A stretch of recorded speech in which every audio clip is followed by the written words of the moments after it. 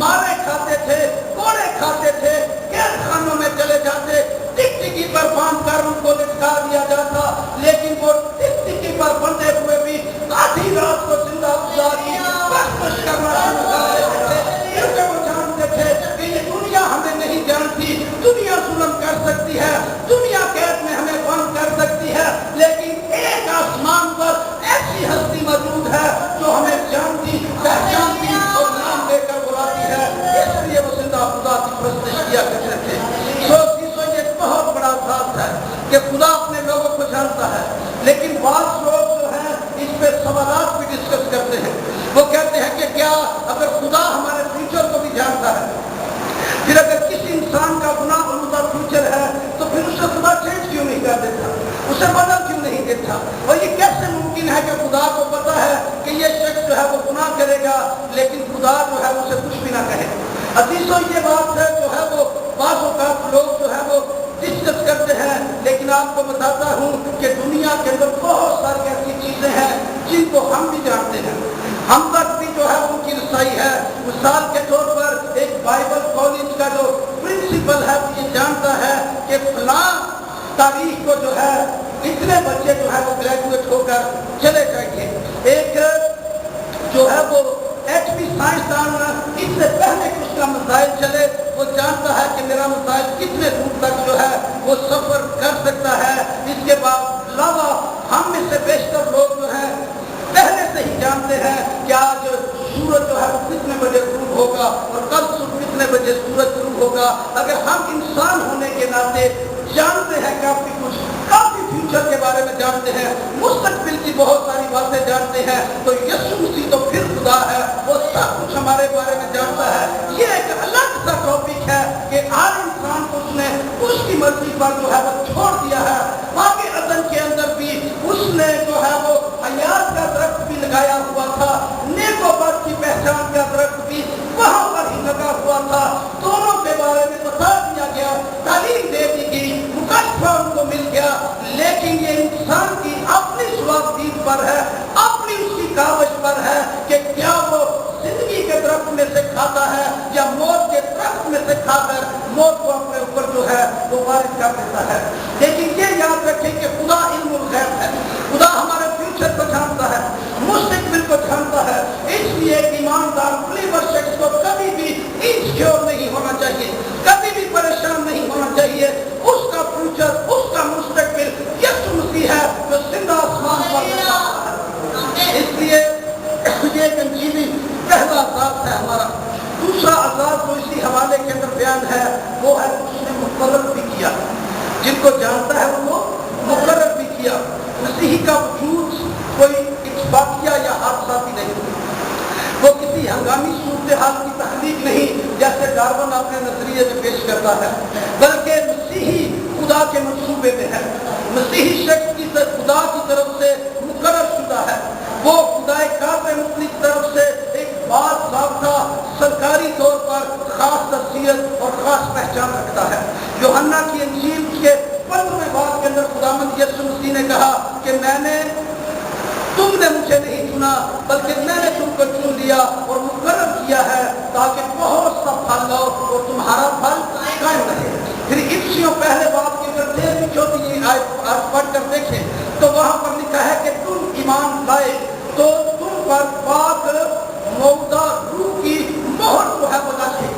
सो ये मोहर जो है वो इस बात की अलामत है कि खुदा की तरफ से किसी खास मकसद, खास काम के लिए हम जो है वो मुकर्रर किए जाते हैं। और रोजमर्रा जिंदगी में भी जिस तहरीर पर मोहर लग जाती है वो एक खास सरकारी ज़ाब्ता दस्तावेज में बदल जाती है, जिसको अपनी हैसियत और पहचान मिल जाती है, उसका एक अपना वजन है। मोहर एक तहफ़्फ़ुज़ भी है और मलकियत की पहचान भी है। ऐसी सूरत हाल में एक मसीही शख्स को मसीह की मलकियत होने के लिए रूह उसकी मोहर जो है वो निकाल दी गई है, क्योंकि मसीह उसे अपने खून से खरीद कर उसे मुकर्रर करता है। यीशु मसीह का खून ही वो बेशकीमत लहू जो है वो हमारा बहुत बड़ा जो है वो असासा है, जिसके बायस हमें खरीद दिया गया है और फिर रूह उसकी मोहर लगाकर हमें زندگی ہے.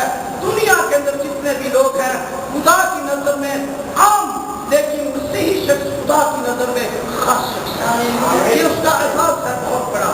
اس لیے کبھی بھی جو ہے وہ خوف زدہ نہ ہو، اس لیے کبھی بھی انشیور اپنے آپ کو فیل نہ کریں. کبھی بھی جو ہے وہ اس بات سے آپ جو ہے نہ شرمائیں کہ میں کرسچن شخص ہوں، بلکہ اعلانیہ طور پر اقرار کیجیے، لوگوں کو واشگاف الفاظ میں بتا دیجیے کہ میں مسیحی شخص ہوں.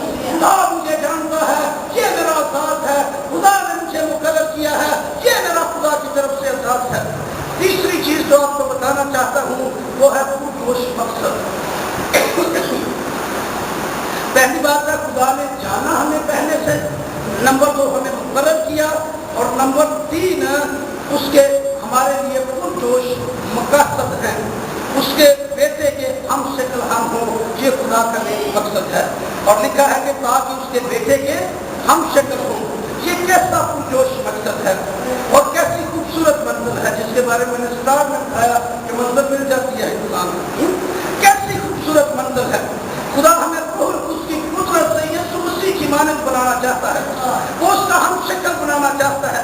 مسیحی زندگی کا حتمی اور اہم ترین مقصد یہ ہے کہ ہم یسوع مسیح کی مانند ہو جائیں، ہماری زندگی یسوع جیسی ہو جائے، ہم اس کے ہم شکل بن جائیں. یہ بہت بڑا ذات. اس احساس کے لیے ہمیں جدوجہد کرنی، ترغیب کرنی ہے. اسی احساس کے لیے ہم کلام سنتے، کلام پڑھتے، دعا کرتے، روزے رکھتے، خدا کی حضوری میں ٹھہرتے ہیں، ایک مقصد کے لیے کہ ہم یسوع مسیح کے ہم شکل ہو جائیں. اور بائبل میں لکھا ویسا ہی مزاج رکھو جیسا مسیح یسوع کا تھا. سو بائبل کی یہ تعلیم ہے کہ ہم اس کے ہم شکل ہونے کے لیے بلائے گئے ہیں تاکہ وہ سب بھائیوں میں پہلوٹا ٹھہرے. اور عزیزو یہ بات یاد رکھیں کہ یہ مقصد جو ہے الہی خصوصیات کا حامل ہونا نہیں ہے، یا پھر اپنے چہرے کے خط و خال مسیح کے مشاہدے بنانا نہیں ہے کہ جس طرح سے مسیح کے بال اس طرح کے بال بنا لے، جس طرح سے مسیح کی داڑھی اس طرح کی داڑھی بنا لے، جس طرح سے مسیح نے چوگا پہنا تو اس طرح کا چوگا پہن لے. یہ نہیں ہے، بلکہ یہ ہے کہ ہماری سوچیں خداوند یسوع مسیح جیسی جلالی ہو جائیں. ہم یسوع مسیح کی طرف پیور، صاف ستھرے اور پاک ہو جائیں. ہمارے اندر وفاداری اور محبت اور سچائی اور طاقت اور مسیح کے اختیار جو ہے وہ آ جائیں، جو مسیح پیار کا منبع ہے اس کی مانند ہو جائیں. خدا ہر مسیحی کو پاک اور پیور زندگی جو ہے وہ بسر کرنے کے لیے جو ہے وہ بلاتا ہے. خدا چاہتا ہے کہ ہمارے اندر خدا کا جلال آ جائے، خدا کی طاقت آ جائے، ہم خدا کی محبت سے لبریز ہو جائیں، یسوع جیسی پاک زندگی بسر کریں تاکہ دنیا کے اندر صرف ایک یسوع نہیں بلکہ ہزاروں لاکھوں کروڑوں اس لیے مقصد اس کا یہ ہے کہ اپنے بیٹے کے ہم شکل بنانا، تاکہ اس دنیا کے اندر لوگ جب آپ کو میری بہن دیکھیں، جب آپ کو میرے بھائی دیکھیں تو لوگ کہیں کہ یہ یسوع کا بندہ آ رہا ہے، یہ یسوع کی مانند لگ رہا ہے، یہ اس کا ہم شکل لگ رہا ہے. اور دنیا میں بھی ایسا کئی دفعہ ہوتا ہے، ایک دوسرے کے ہم شکل جب ملتے ہیں ہم چوک جاتے ہیں کہ یہ تو فلاں شخص کا ہم شکل ہے. خدا کا مقصد یہ ہے، خدا کی تعلیم یہ ہے، خدا یہ کوالٹی ہمیں دیکھنا چاہتا ہے کہ جب کوئی شخص آپ کو دیکھے کی بات جو ہے مسیح کے ساتھ خاص رشتہ ہے جو کہ انجیلی شخص کا آزاد بھی ہے. پہلا بات کیا ہے؟ خدا جانتا ہے. دوسرا بات کیا ہے؟ خدا نے مقرر ہمیں کیا ہوا ہے. تیسرا اس کا جو ہے احساس ہمارا کہ خدا ہمارے لیے پرجوش مقصد رکھتا ہے. اور چوتھا احساس جو ہے وہ مسیح کے ساتھ خاص رشتہ داری. لکھا ہے 8ویں باب کی 29ویں آیت کے اندر رومیوں کے خط میں، تاکہ وہ بہت سے بھائیوں میں پہلوٹا ٹھہرے. بہت سے بھائیوں میں پہلوٹا ٹھہرے، یعنی مسیح کے ساتھ خاص رشتہ ہمارا ہو جائے. ہم مسیح کے بھائی بن جائے، چھوٹے مسیح ہمارا بڑا بھائی بن جائے، مسیح پہلوٹا ہو اور ہم دوسرے جو ہے وہ یسوع مسیح کے بھائی ہوں. سو بھائیوں میں سے پہلوٹا ہونا یہ ایک بہت بڑا ذات ہے، اور یہ ذات حقیقت ایک خونی رشتے سے بھی بڑھ کر رشتہ ہے. آپ سوچتے ہوں گے کہ خونی رشتے سے کیسے بڑھ کر ہوا؟ کیونکہ خونی رشتے سے اس لیے یہ رشتہ بڑھ کر ہے کہ جب سگے بھائی کے ساتھ آپ کا رشتہ ہے تو خون کا رشتہ ہے. کس چیز کا؟ خون کا رشتہ ہے. لیکن جب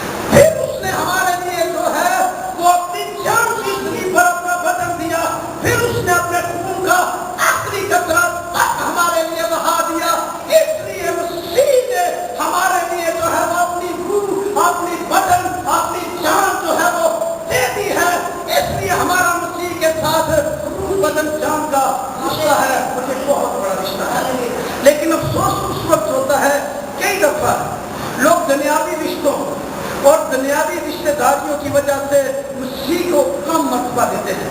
بہت لوگوں کو میں نے یہ کہتے دیکھا ہے کہ سنڈے والے دن میرا فلاں رشتہ دار آ گیا تھا اس لیے میں عبادت پر نہیں آیا، گویا کہ ہمارا وہ رشتہ دار جو ہے وہ مسیح سے بڑھ کر ہمارے لیے ہو گیا ہے، وہ مسیح سے ہماری خاطر ہمارے لیے مسیح سے زیادہ اہم ہو گیا ہے۔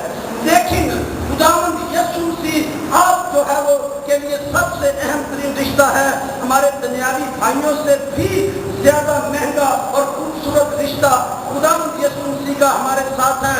دنیا کے کسی دنیاوی شخص نے ہمارے لیے جان نہیں دی، اپنا خون نہیں بہایا، اگر بہا بھی دیتا تو ہمارے گناہ معاف نہیں ہو سکتے تھے، لیکن اس آپ کے بڑے بھائی نے آپ کے لیے صلیب پر جان دے کر خون کا آخری قطرہ تک بہا کر گناہوں کی دستاویز کو بچا ڈالا اور آپ کو خدا کے پسند کرنے کا تو یہ بہت بڑی بات ہے، یہ سب سے خوبصورت رشتہ ہے۔ اس رشتے کی قدر کیجیے، اس رشتے کی اہمیت کو مان لیجیے، اور خداوند یسوع مسیح نے اس رشتے کو جب ہمیں مہیا کیا تو ساتھ ہی ہمیں ایک تعلیم بھی دی کہ جب تم یہ دعا کرو تو اس طرح سے کرو کہ اے ہمارے باپ، یعنی خدا کو باپ کہہ کر آپ پکار سکتے ہیں۔ کیا دنیا کی کسی قوم کو خدا کو باپ کہنے کا درجہ آج تک ملا ہے؟ لوگ خدا کو باپ کہتے ہوئے ڈرتے ہیں، خوفزدہ ہوتے ہیں، وہ اپنے کانوں کو ہاتھ لگاتے ہیں جب خدا کو باپ کہا جائے۔ منہ سے توبہ توبہ کے الفاظ کیوں نکلتے ہیں؟ وہ اپنی جگہ پر ٹھیک ہے، کیونکہ ان کو باپ کہنا جو ہے وہ اچھائش نہیں ہے، ان کو یہ جو ہے وہ اپرچونٹی نہیں ملی، یہ احساس نہیں ملا۔ لیکن کرسچن شخص کتنا خوش قسمت ہے کہ اسے یہ احساس ملا ہوا ہے کہ وہ یہ بہت بڑا رشتہ ہے، اور آپ کا بڑا بھائی جو ہے وہ آسمان اور زمین کا کل اختیار رکھتا ہے، بالکل جیسے اس کے پاس آسمان اور زمین کا اختیار ہے، اسی طرح سے اس نے آپ کو بھی اختیار دیا ہے۔ یوحنا کی انجیل 28 باب میں اس نے کہا میں اپنا اختیار تمہیں دیے جاتا ہوں، اور پھر بائبل مقدس میں لکھا ہوا ہے کہ تم دو آدمی جو زمین پر باندھو گے وہ آسمان پر بن جائے گا، زمین پر کھولو گے آسمان پر کھل جائے گا۔ اس کا مطلب یہ ہے کہ یسوع آسمان اور زمین کا اختیار رکھتا ہے، اور یسوع کے چھوٹے بھائی چھوٹی بہن ہونے کی حیثیت سے یہ سارا اختیار آپ کے پاس بھی ہے، یہ بہت بڑا بات ہے۔ اور عزیزو، ایک خدا کے عظیم خادم ڈاکٹر لیاقت کیسر صاحب کا کہنا ہے کہ جب میں دعا میں مسیح کو اپنا بڑا بھائی کہتا ہوں تو میری دعا میں ایک عجیب قسم کی شادمانی اور زور آ جاتا ہے، باطن میں الہی تصدیق کی روشنی جو ہے وہ بکھرنا شروع ہو جاتی ہے، میں خود کو محسوس کرتا ہوں، مجھ سے تمام بوجھ جو ہے وہ کھلک جاتا ہے، میں ایک نئی روحانی فضا میں آ جاتا ہوں، کیونکہ یسوع مسیح میرا بڑا بھائی ہے، یہ میرے لیے بہت بڑا عزیز بات ہے۔ ایک دفعہ وہ بتا رہے تھے کہ میں کراچی میں بحریہ ٹرین سفر کر رہا تھا، کراچی کے لیے بحریہ ٹرین سفر کر رہا تھا، اور ٹرین میں ایک بارش شخص مذہبی منادی تبلیغ کرنے والا بار بار میرے پاس آتا اور کچھ بات چیت کرتا، کہتے میں نے اس کو کہا کہ آئی ایم کرسچن۔ جب اس نے سنا کہ میں مسیحی ہوں تو اس نے ایک دم سے جو ہے وہ سوال کرتے، اس نے کہا کہ تم حضرت عیسیٰ کو خدا کا بیٹا کہتے ہو، مجھے اس کے بارے میں بتائیے، تو کفر ہے کیوں آپ کہتے ہیں؟ کہتے میں نے اس کو بڑی تسلی کے ساتھ بتایا کہ شاید تمہیں